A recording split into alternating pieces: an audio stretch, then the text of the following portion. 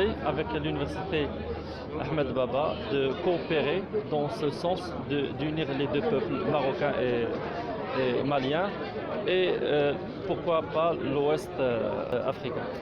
La culture, ça éveille toujours la conscience et surtout actuellement avec les problèmes qu'on a, tout ça, donc c'est le temps pour réfléchir et d'évoquer la conscience dans ce sens pour vraiment unir les Africains.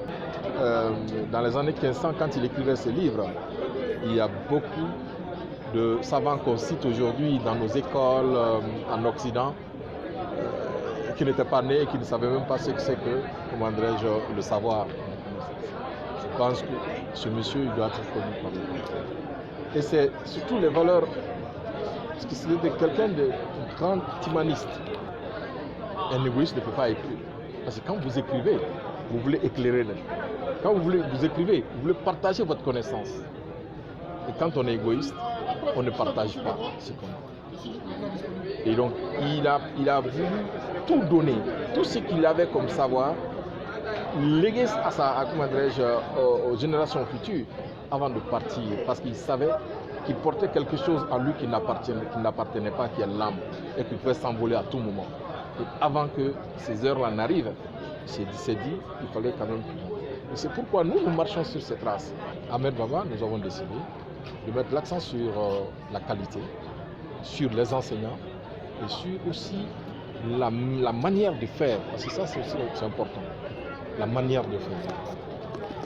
Encourager les jeunes, encourager les parents à aller vers l'excellence, à rompre avec la facilité.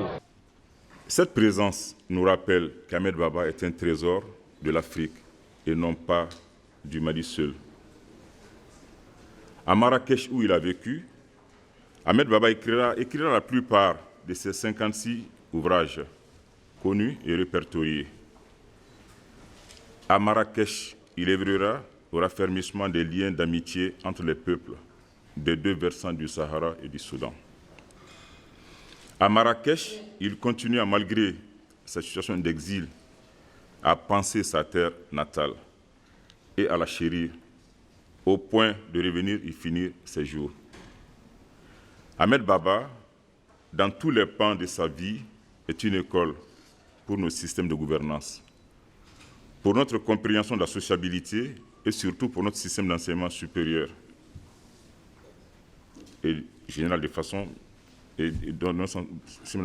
générale, pour lequel il me plaît de soustraire 3 exemples palpables. Mesdames et messieurs, Ahmed Baba est connu pour son érudition. Les données scientifiques ainsi que les témoignages de ses contemporains l'expliquent par sa soif intarissable de connaissances. Il s'entourait de livres et disait avec humilité, je cite, « J'étais le moins pourvu des détenteurs de manuscrits et ma bibliothèque comptait 1600 ouvrages. » Il décrivait Tombouctou à cette époque comme un centre du savoir qui comptait nombre de détenteurs d'ouvrages juridiques et scientifiques. L'accès aux livres, comme l'a suggéré Ahmed Baba, est une condition sine qua non à un enseignement rigoureux et de qualité.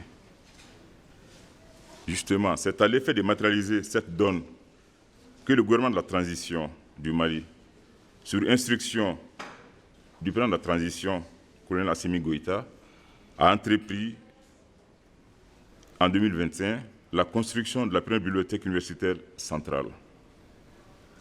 Dans une autre mesure, ces besoins de recours aux livres obligent notre pays à développer des approches de préservation, mais aussi de valorisation des manuscrits anciens. C'est une invite solennelle que je voudrais faire à l'ensemble des chercheurs du Mali et d'Afrique, de mettre au cœur de leurs préoccupations les bouleversements actuels de nos pays et de notre monde.